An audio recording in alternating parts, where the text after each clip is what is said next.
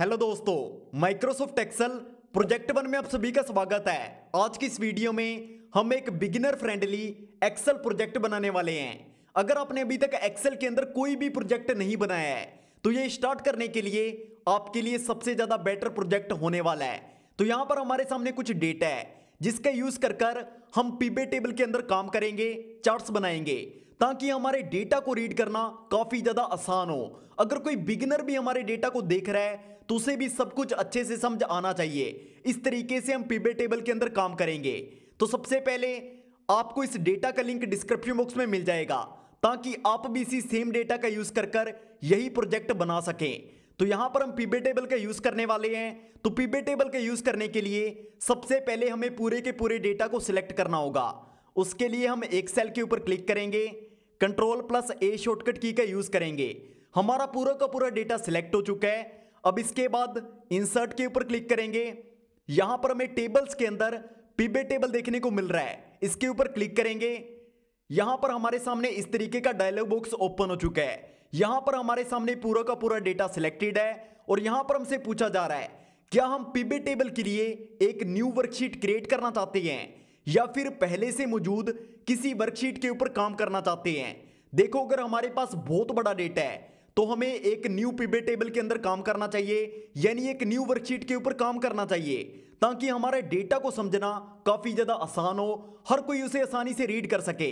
लेकिन अगर यहां पर हम इसके साइड में काम करेंगे तो हमारा डेटा काफी ज्यादा कॉम्प्लिकेटेड हो सकता है। तो इसके लिए हम यहां पर एक न्यू वर्कशीट क्रिएट करेंगे। तो यहां पर एक न्यू वर्कशीट क्रिएट हो चुकी है और हमारा पिवट टेबल भी यहां पर आ चुका है। यहां पर अब सबसे इंपॉर्टेंट चीज है, अगर हम पिवट टेबल के अंदर काम करना चाहते हैं तो यहां पर हमें मल्टीपल चीजें देखने को मिलती हैं, लेकिन हम इनका यूज तभी कर सकते हैं जब हमारा कर्सर इस पिवट टेबल के अंदर होगा।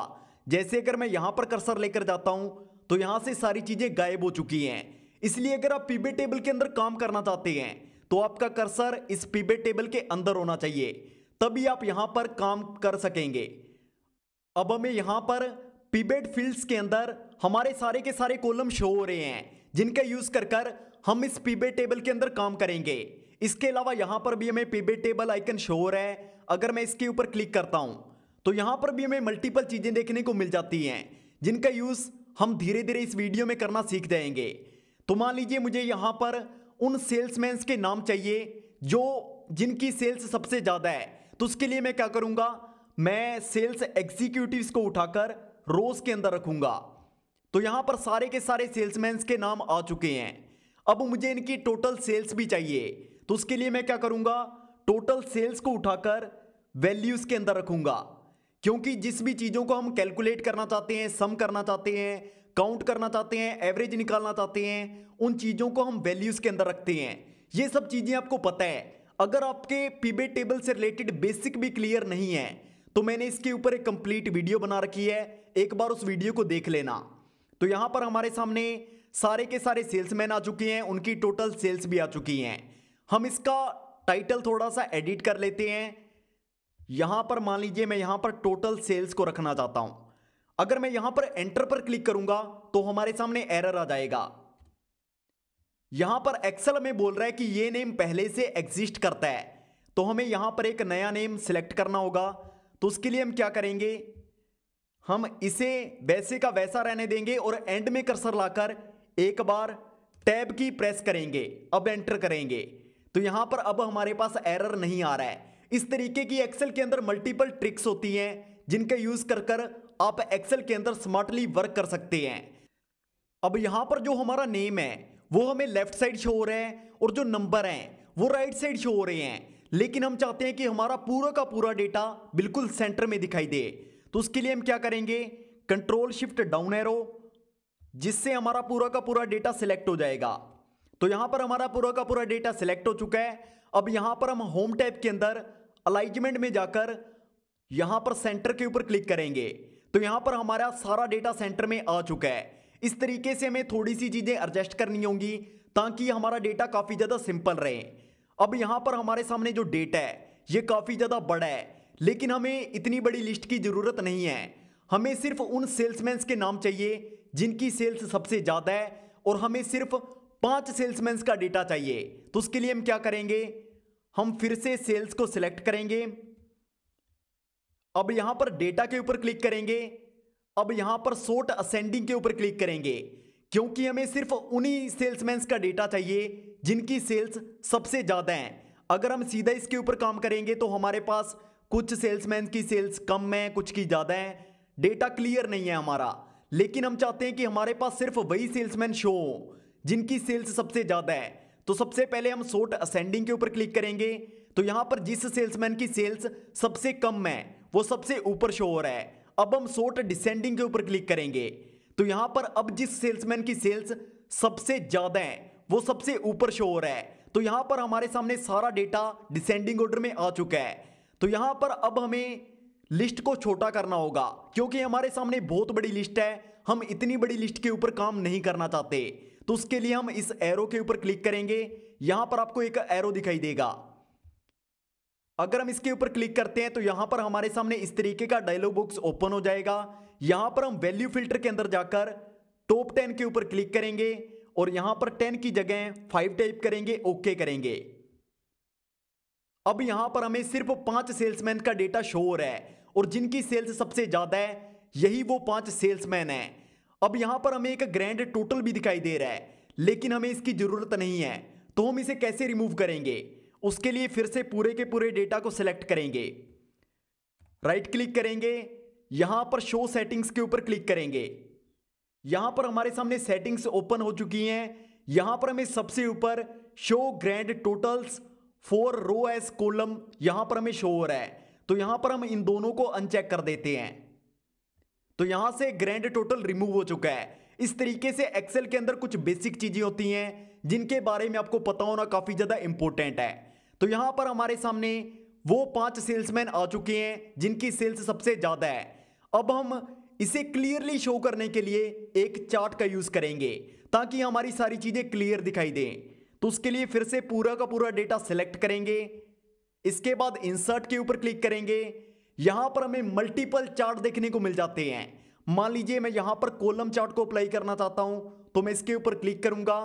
यहां पर चार्ट अप्लाई हो चुका है। यहां पर हम इसका साइज वगैरह एडजस्ट कर लेते हैं। तो यहां पर हमें मल्टीपल चीजें देखने को मिलती हैं, जैसे अगर हमें यहां पर कुछ लाइंस दिखाई दे रही हैं, अगर हमें इनकी जरूरत नहीं है तो मैं इन्हें सिलेक्ट करूंगा।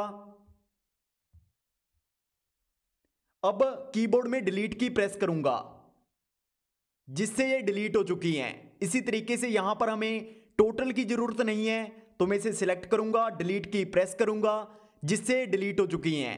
अब मान लीजिए मैं इसका यहां पर टाइटल चेंज करना चाहता हूं। यहां पर मैं इसे इसके ऊपर डबल क्लिक करूंगा तो यहां पर edit title dialog box open हो चुका है। यहां पर मैं टाइप करूंगा हाईएस्ट सेल्स।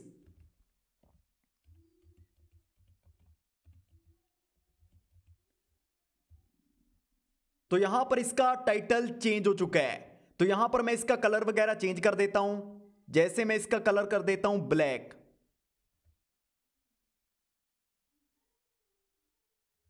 तो यहां पर सारी चीजें हो चुकी हैं। अगर हम इसके अंदर और भी चेंज करना चाहते हैं तो वो हम कर सकते हैं। जैसे अगर हम चाहते हैं कि यहां पर जो सेल्स हैं वो हमें इसके ऊपर शो हो, जैसे मैं यहां से इसे रिमूव कर देता हूं। अब मैं इसके ऊपर यहां पर अगर हम इसे सिलेक्ट रखेंगे तो यहां पर हमें एक चार्ट वाला डायलॉग बॉक्स ओपन होगा। हम इसके ऊपर क्लिक करेंगे तो यहां पर हमें मल्टीपल चीजें देखने को मिल जाएंगी जिनका यूज कर हम इसे एडिट कर सकते हैं। जैसे यहां पर मैं अगर डेटा लेबल्स के ऊपर क्लिक करता हूं, यहां पर आउटसाइड एंड के ऊपर क्लिक करता हूं तो यहां पर हमें सेल्स का नंबर यहां पर शो होगा। इस तरीके से इसके अंदर मल्टीपल चीजें होती हैं जो आप करना धीरे धीरे सीख जाएंगे। तो यहां पर इस तरीके से हम डेटा के अंदर काम करते हैं। अब यहां पर इसे एडजस्ट कर लेते हैं।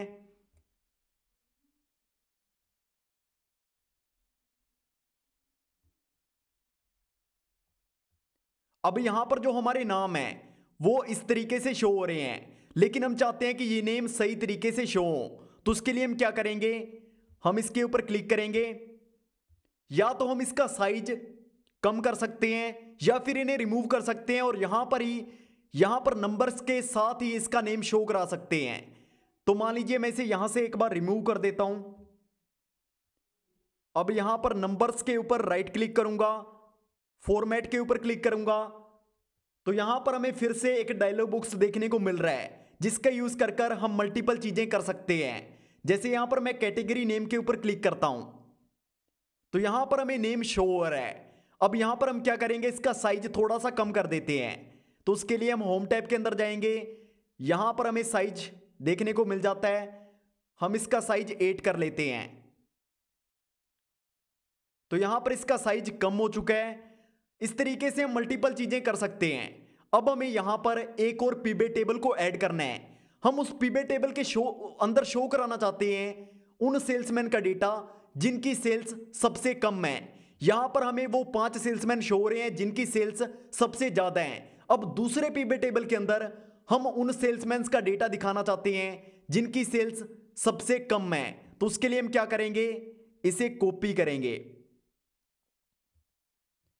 वैसे हम यहां पर एक न्यू पिवट टेबल भी ऐड कर सकते हैं, लेकिन एक बार इसे कॉपी कर लेते हैं ताकि हमारे लिए चीजें आसान रहे।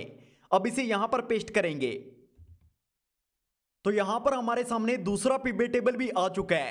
यहां पर हम इस डेटा के अंदर शो कराना चाहते हैं उन सेल्समैन का डेटा जिनकी सेल्स सबसे कम है।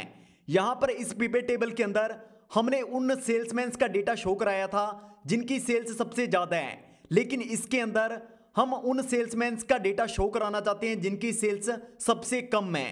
तो यहां पर सबसे पहले हम इसका साइज वगैरह एडजस्ट कर लेते हैं ताकि हमारा डेटा अच्छे तरीके से दिखाई दे। अब यहां पर हमने इस चार्ट के अंदर टाइटल मिस्टेक कर रखी है, यहां पर हम इसे एडिट कर देते हैं एक बार। तो यहां पर हमारा टाइटल फिर से एडिट हो चुका है। अब हमें इसके अंदर उन सेल्समैन का डेटा शो कराना है जिनकी सेल्स सबसे कम है। तो उसके लिए हम क्या करेंगे, फिर से फिल्टर के ऊपर जाएंगे और यहां पर क्लियर फिल्टर पर क्लिक कर सारे फिल्टर यहां से रिमूव कर देंगे।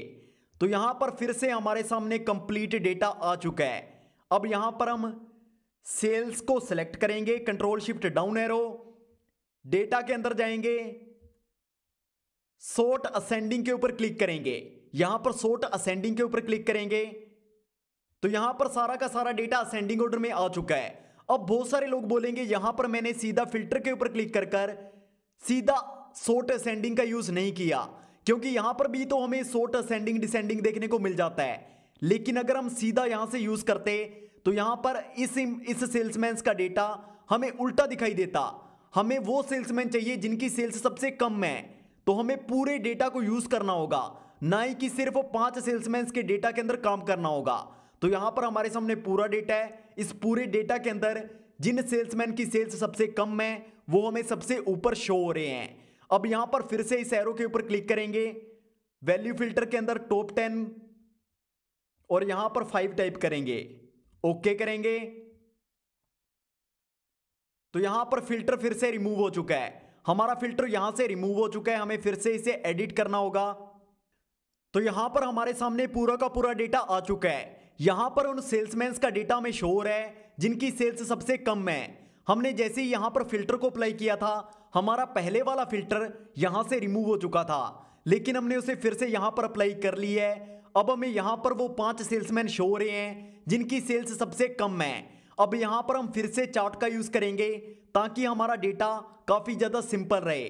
तो यहां पर हम फिर से पूरे के पूरे डेटा को सिलेक्ट करेंगे, इंसर्ट के अंदर जाएंगे, यहां पर हमें मल्टीपल चार्ट देखने को मिल जाते हैं। यहां पर हम फिर से कॉलम चार्ट को सिलेक्ट कर लेते हैं।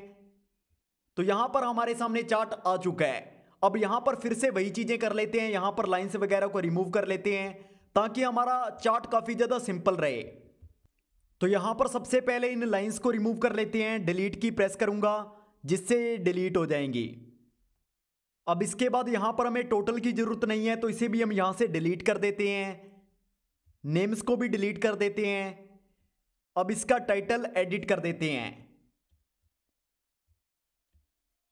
यहां पर हमने हाईएस्ट सेल्स टाइटल रखा था क्योंकि इस पिवट टेबल के अंदर हमें उन सेल्समैन का डेटा देखने को मिल रहा था जिनकी सेल्स सबसे ज्यादा थी, लेकिन यहां पर हमें लोएस्ट सेल्समैन का डेटा दिखाना है। तो यहां पर हम लिखेंगे लोएस्ट सेल्स। क्योंकि यहां पर हमें लोएस्ट सेल्समैन का डेटा देखने को मिल रहा है, यानी जिन सेल्समैन की सेल्स सबसे कम है उनका ग्राफ हमें यहां पर देखने को मिलेगा। इसे यहां पर एडिट कर लेते हैं, इसका साइज वगैरह एडजस्ट कर लेते हैं। फिर से चार्ट्स के अंदर जाएंगे, डेटा लेबल्स के ऊपर क्लिक करेंगे, यहां पर आउटसाइड एंड के ऊपर क्लिक करेंगे। फिर से हमने जो पहले चीजें की थी वही सेम चीजें हम यहां पर करेंगे। जो हमने इस चार्ट के अंदर किया था वही सेम चीजें हम यहां पर कर रहे हैं। तो मैं जल्दी से सारी चीजें कर लेता हूं।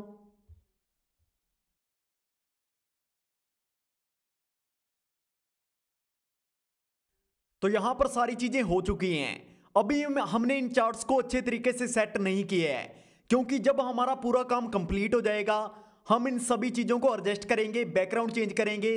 जो आपको वो इमेज दिखाई दे रही थी बिल्कुल वैसे ही डेटा हम यहां पर क्रिएट करेंगे। अब यहां पर हम इन पिवट टेबल्स का स्टाइल चेंज कर देते हैं ताकि हमारा पिवट टेबल दिखने में काफी ज्यादा अच्छा दिखाई दे, और अगर कोई हमारे डेटा को रीड कर रहा है तो उसे पता चल सके कि हमने यहां पर अलग डेटा शो कराया है और यहां पर हमारा अलग डेटा है। तो यहां पर हम क्या करेंगे, इसे सिलेक्ट करेंगे, पिवट टेबल के अंदर जाएंगे, यहां पर स्टाइल के अंदर हमें मल्टीपल स्टाइल देखने को मिल जाते हैं। जैसे मैं यहां पर इसे सिलेक्ट कर लेता हूं, इसी तरीके से मैं इसका भी स्टाइल चेंज कर देता हूं।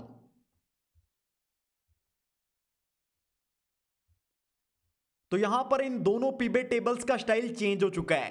अब यहां पर एक न्यू पिवट टेबल हम ऐड करेंगे। तो यहां पर फिर से इसे कॉपी कर लेते हैं, Ctrl+C और Ctrl+V।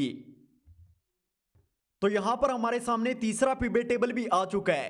अब यहां पर हम इस पिवट टेबल के अंदर कुछ अलग डेटा शो कराएंगे, क्योंकि यहां पर हमारे सामने उन सेल्समैन का डेटा भी आ चुका है जिनकी सेल्स सबसे ज्यादा थी, और यहां पर उन सेल्समैन का डेटा भी आ चुका है जिनकी सेल्स सबसे कम थी। अब यहां पर हम परसेंटेज शो कराना चाहते हैं, यानी जिन सेल्समैन का डेटा सेल्स परसेंटेज सबसे ज्यादा था, यानी टारगेट हिट परसेंटेज सबसे ज्यादा था, हम उन्हें यहां पर शो कराना चाहते हैं। तो उसके लिए हम क्या करेंगे, हम यहां पर टोटल सेल्स को हटाएंगे और यहां पर टारगेट हिट परसेंटेज को उठाकर वैल्यूज के अंदर रखेंगे। तो यहां पर हमारे सामने टारगेट हिट परसेंटेज आ चुका है। यहां पर इसका टाइटल फिर से एडिट कर लेते हैं। अब यहां पर हमें पूरा का पूरा डेटा सबसे पहले हम असेंडिंग ऑर्डर में करेंगे, फिर डिसेंडिंग ऑर्डर में करेंगे, ताकि क्योंकि हमें उन्हीं सेल्समैन का डेटा दिखाना है जिनकी टारगेट हिट परसेंटेज सबसे ज्यादा है। तो हम Ctrl+Shift+Down एरो प्रेस करेंगे, सॉर्ट असेंडिंग, फिर सॉर्ट डिसेंडिंग। तो यहां पर सारी चीजें हो चुकी हैं। यहां पर जिस सेल्समैन का टारगेट हिट परसेंटेज सबसे ज्यादा था वो हमें यहां पर शो हो रहा है। इसी तरीके से हमारे सामने सारा का सारा डेटा डिसेंडिंग ऑर्डर में आ चुका है। अब हम यहां पर क्या करेंगे, हमें सिर्फ 5 सेल्समैन का डेटा चाहिए। तो उसके लिए हम फिल्टर के ऊपर क्लिक करेंगे, वैल्यू फिल्टर, टॉप 10, और यहां पर 5 सिलेक्ट करेंगे, टाइप करेंगे, ओके करेंगे। तो यहां पर हमारे सामने उन 5 सेल्समैन का डेटा आ चुका है जिनकी टारगेट हिट परसेंटेज सबसे ज्यादा थी। अब यहां पर फिर से चार्ट को ऐड करेंगे, इंसर्ट के अंदर जाएंगे, यहां पर हम पाई चार्ट को अप्लाई करेंगे। जब भी हम डेटा को परसेंटेज में दिखाते हैं तो ज्यादातर केसेस में हम पाई चार्ट का यूज करते हैं। तो यहां पर मैं पाई चार्ट को अप्लाई कर चुका हूं। यहां से इसे डिलीट कर देते हैं, टाइटल वगैरह एडिट करना होगा, साइज वगैरह एडजस्ट कर लेते हैं। तो जल्दी से मैं सारी चीजें कर लेता हूं।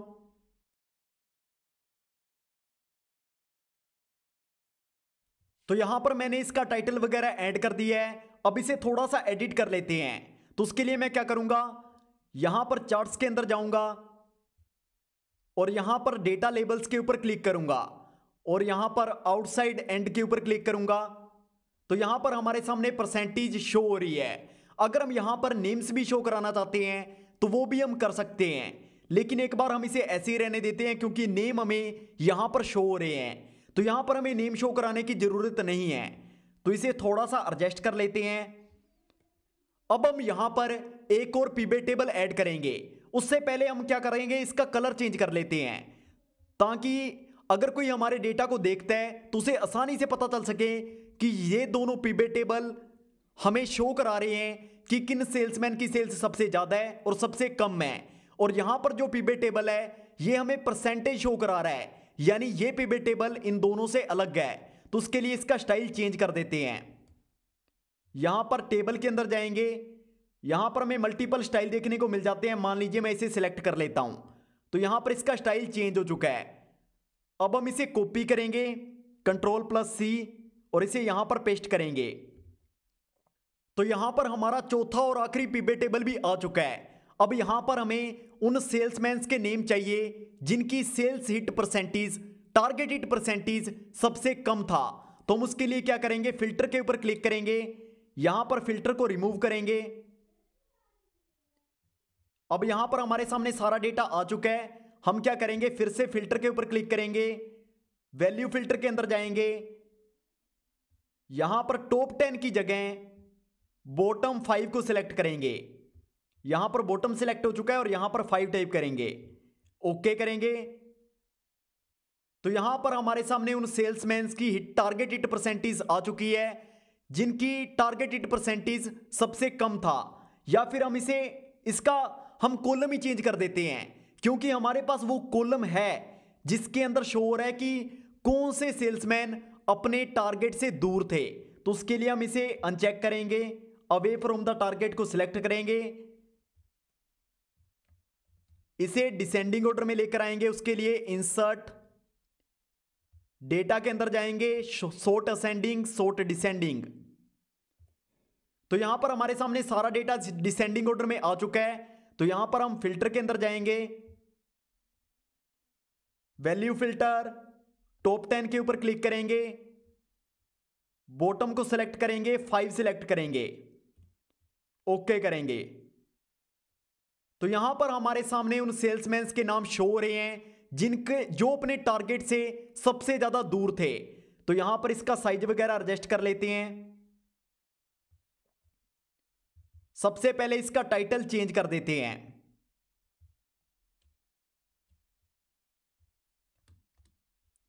तो यहां पर सारी चीजें हो चुकी हैं। अब यहां पर हमें फिर से इसके लिए ग्राफ ऐड करना पड़ेगा। तो उसके लिए फिर से पूरे डेटा को सिलेक्ट करेंगे, इंसर्ट के अंदर जाएंगे, यहां पर हमें मल्टीपल चार्ट देखने को मिल जाते हैं। मान लीजिए मैं यहां पर लाइन चार्ट का यूज करना चाहता हूं, तो मैं इसके लिए क्या करूंगा, यहां पर लाइन चार्ट हमें देखने को मिल जाते हैं, इसके ऊपर क्लिक करूंगा। तो यहां पर लाइन चार्ट आ चुका है। यहां पर फिर से वही चीजें करेंगे, जो चीजें हमें नहीं चाहिए उन्हें यहां से रिमूव करूंगा। जैसे यहां पर हमें लाइंस नहीं चाहिए, टोटल नहीं चाहिए, इन्हें मैं यहां से रिमूव कर देता हूं। तो यहां पर सारी चीजें हो चुकी हैं। यहां पर इसका साइज एडजस्ट कर लेते हैं। अब यहां पर हमारे सारे के सारे पिवट टेबल आ चुके हैं। हमारे पास 4 पिवट टेबल हैं जिनका यूज कर हमने 4 ग्राफ ऐड ऑन किए हैं। हमारे पास 4 पिवट टेबल हैं, 4 ही चार्ट हैं। यहां पर हमें वो सेल्समैन शो हो रहे हैं जिनकी सेल्स सबसे ज्यादा थी। इसके अंदर हमें वो सेल्समैन शो हो रहे हैं जिनकी सेल्स सबसे कम थी। यहां पर हमें वो सेल्समैन शो हो रहे हैं जो अपने टारगेट के सबसे ज्यादा करीब थे। यहां पर हमें वो सेल्समैन शो हो रहे हैं जो अपने टारगेट से सबसे ज्यादा दूर थे। वो हमें यहां पर चार्ट्स के अंदर भी देखने को मिल रहा है। अब यहां पर हमें थोड़ी सी चीजें और करनी होंगी। उससे पहले मैं इसका साइज वगैरह एडजस्ट कर लेता हूं। सबसे पहले हम यहां पर इसका बैकग्राउंड चेंज करेंगे। बैकग्राउंड चेंज करने का सिंपल सा तरीका है, जैसे अगर मैं यहां पर इस रो को सिलेक्ट करता हूं, इसके बाद यहां से इसे कोई बैकग्राउंड कलर दे देता हूं, तो यहां से इसका बैकग्राउंड कलर चेंज हो चुका है। इसी तरीके से हम यहां पर इसका बैकग्राउंड कलर चेंज कर सकते हैं। तो यहां पर मैं इसे एडजस्ट कर लेता हूं, फिर मिलते हैं। तो यहां पर सारी चीजें हो चुकी हैं। हमारे सामने हमारा पूरा डेटा अच्छे तरीके से आ चुका है। यहां पर मैंने चार्ट वगैरह के साइज एडजस्ट कर लिया है, बैकग्राउंड चेंज कर लिया है। वो आपको कैसे करना है ये मैं आपको पहले ही बता चुका हूं। आपको सिंपल सा बैकग्राउंड चेंज करना है, वो आप आसानी से कर लेंगे। मैंने साइज वगैरह एडजस्ट किए, वो भी आप कर लेंगे। अब यहां पर समझने वाली चीज है, हम यहां पर स्लाइसर ऐड करेंगे। जैसे मान लीजिए मैं इस डेटा को चेंज करता हूं, जैसे अगर मैं इस डेटा के अंदर कोई चेंज करूंगा तो वो चेंज हमें यहां पर भी शो होगा। लेकिन हम चाहते हैं कि हमें बार बार इस डेटा के अंदर चेंज ना करना पड़े। हम कुछ ऐसा करें कि एक क्लिक के अंदर इन चारों पिवट टेबल्स के अंदर चेंज हो। तो तो हमारे पास इसके लिए हमें स्लाइसर ऐड करना होगा। तो इसके लिए हम पूरे डेटा को सिलेक्ट करेंगे। तो ये पिवट टेबल सिलेक्ट हो चुका है। अब इसके बाद इंसर्ट के अंदर जाएंगे, यहां पर हमें स्लाइसर देखने को मिल जाता है, इसके ऊपर क्लिक करेंगे। तो यहां पर हमें किस चीज का स्लाइसर चाहिए वो हमें यहां पर सिलेक्ट करना होगा। जैसे मान लीजिए मुझे राइसन का स्लाइसर चाहिए, तो यहां पर मैं ओके करूंगा। तो यहां पर स्लाइसर आ चुका है। देखो अगर मैं यहां पर कोई चीज सिलेक्ट करता हूं, जैसे मैं नॉर्थ सिलेक्ट करता हूं, तो यहां पर डेटा चेंज हो रहा है। जैसे जैसे मैं यहां पर डेटा के अंदर चेंज करूंगा, वही चेंज हमें यहां पर भी देखने को मिलेगा और यहां पर भी देखने को मिलेगा।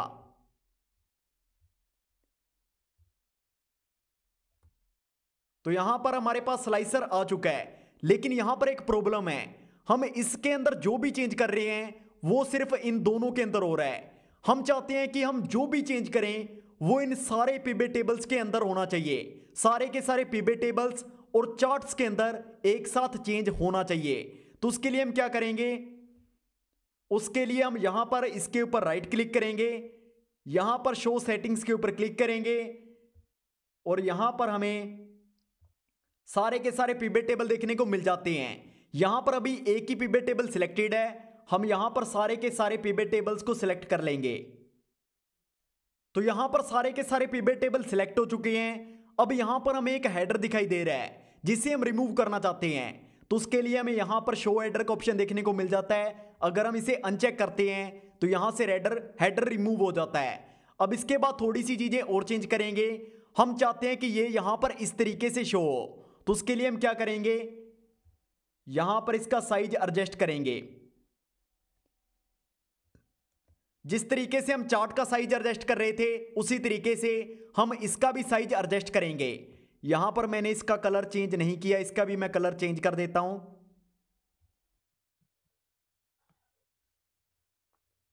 तो दोस्तों यहां पर सारी चीजें हो चुकी हैं।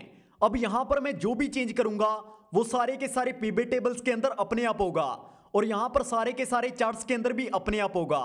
जैसे अगर मैं यहां पर नॉर्थ को सिलेक्ट करता हूं तो यहां पर सारे चेंज हमें सारे के सारे पिवट टेबल्स और सारे के सारे चार्ट्स के अंदर अपने आप दिखाई दे रहे हैं। जैसे मैं साउथ को सिलेक्ट करता हूं तो यहां पर वो चेंज अपने आप हो रहा है। यानी अगर कोई हमारे डेटा को रीड करना चाहता है तो वो आसानी से हमारे डेटा को समझ सकता है। यहां पर हमारे पास स्लाइसर है जिसका यूज कर वो वन क्लिक के अंदर सारी की सारी चीजें कर सकता है। तो यहां पर हमारा डेटा अच्छे तरीके से बन चुका है। अब यहां पर इसका साइज थोड़ा सा इंक्रीज कर लेते हैं ताकि ये दिखने में थोड़ा अच्छा दिखाई दे। तो यहां पर सारी की सारी चीजें हो चुकी हैं। यहां पर हमारा स्लाइसर ऐड हो चुका है, यहां पर हमारे सारे के सारे पिवट टेबल आ चुके हैं, चार्ट्स आ चुके हैं और हमने इन सबको स्लाइसर से अटैच कर दिया है जिससे हमारा डेटा वन क्लिक के अंदर हमें शो होगा। तो यहां पर सारी की सारी चीजें अब वन क्लिक के अंदर हम कर सकते हैं। तो इस तरीके से हम डेटा के अंदर काम करेंगे। तो यहां पर हमारे सामने सारी चीजें क्लियर हो चुकी हैं। इसी तरीके से आप इस डेटा का यूज कर यही सेम प्रोजेक्ट बना सकते हैं और उसे लिंक्डइन में पोस्ट कर सकते हैं। तो यहां पर हमारा पहला प्रोजेक्ट कंप्लीट हो चुका है। इसी तरीके से हम आने वाली वीडियोस में एक्सेल का यूज कर मल्टीपल प्रोजेक्ट्स के ऊपर काम करेंगे। तो फिर मिलते हैं प्रोजेक्ट नंबर 2 में।